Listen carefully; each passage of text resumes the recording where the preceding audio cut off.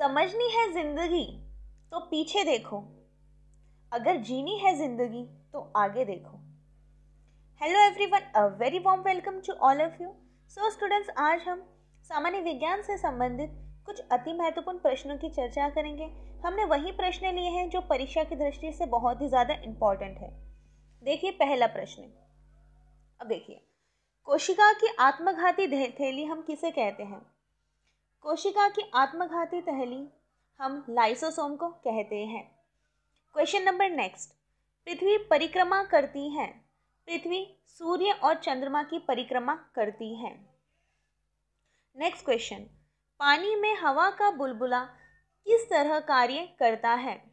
पानी में हवा का बुलबुला अवतल लेंस की तरह कार्य करता है। Question number next. वायुमंडल की आर्द्रता मापी जाती है। देखिए स्टूडेंट्स, वायुमंडल की आर्द्रता हाइग्रोमीटर के द्वारा मापी जाती है। Question number 5। भूकंप मापता है सिस्मोग्राफ, और भूकंप की तीव्रता मापी जाती है रिक्टर स्केल के द्वारा। Question number 6। ध्वनि की तीव्रता मापी जाती है। ध्वनि की तीव्रता डेसिबल के द्वारा, जिसे हम डी से व्यक्त करते हैं, कैपिटल डी के द्वारा मापी जाती है। देखिए नेक्स्ट क्वेश्चन। मानव रेटिना पर प्रतिबिंब होता है।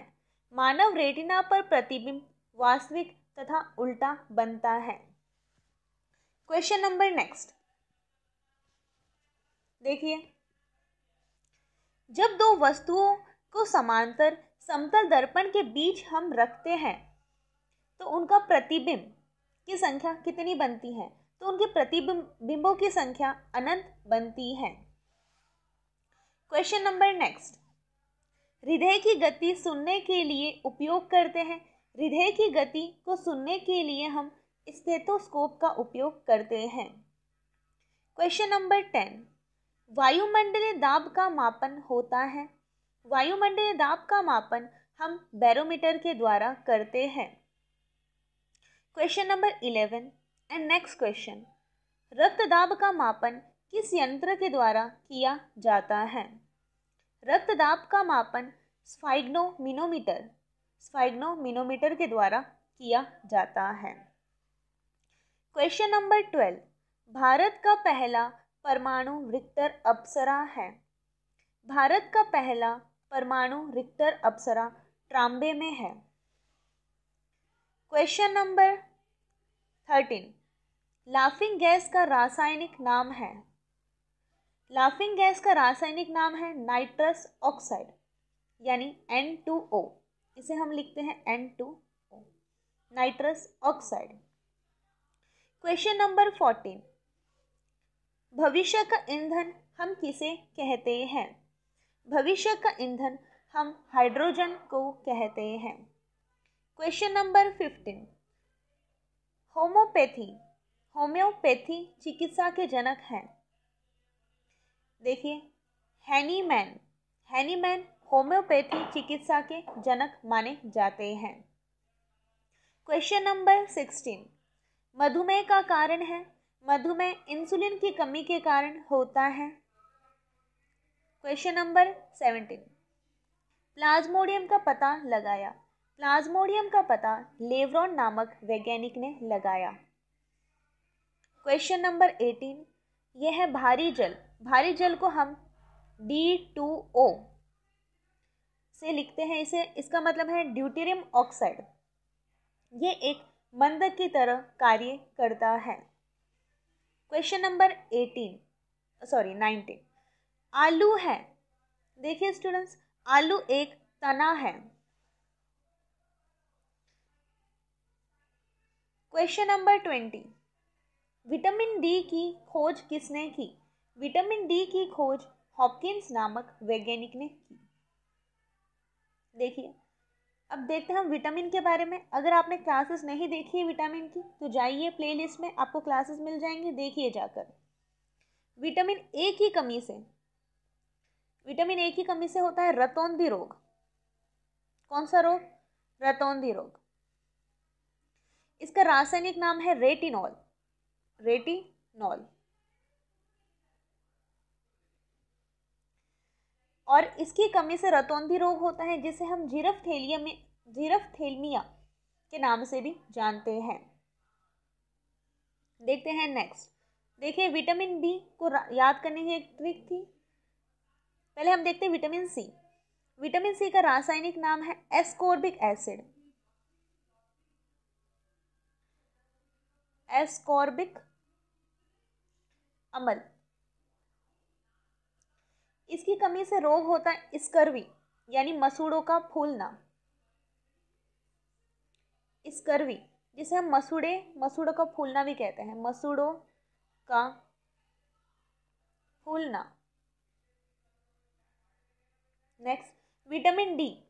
विटामिन डी का रासायनिक नाम है कैल्सीफेरॉल। अब देखिए इसे हम ऐसे याद कर सकते हैं कि फेरॉल, इसे हम ऐसे याद कर सकते हैं, ये लय है फेरॉल। इसे हम ऐसे याद कर सकते हैं कि विटामिन डी की कमी से होता है अस्थि भंगुरता, या फिर हम कह सकते हैं अस्थि भंगुरता हो गया और रिकेट्स हो गया, यानी हड्डी को टूटना। और हड्डियां किसकी बनी होती है? कैल्शियम की। तो कैल्शियम से निकल कर आया कैल्सी और लगा दिया फेरोल। दो विटामिन है, एक तो विटामिन डी और विटामिन ई, जिनके अंत में फेरोल लगता है। अब देखिए विटामिन ई का रासायनिक नाम है टोकोफेरोल। टोकोफेरोल।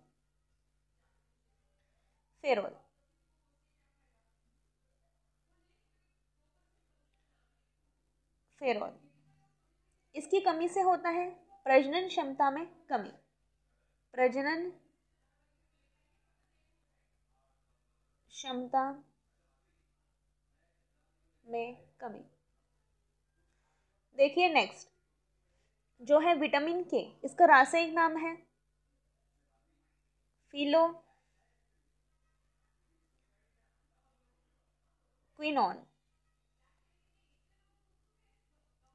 फिलोक्विनोन। अब इसकी कमी से होता है रोग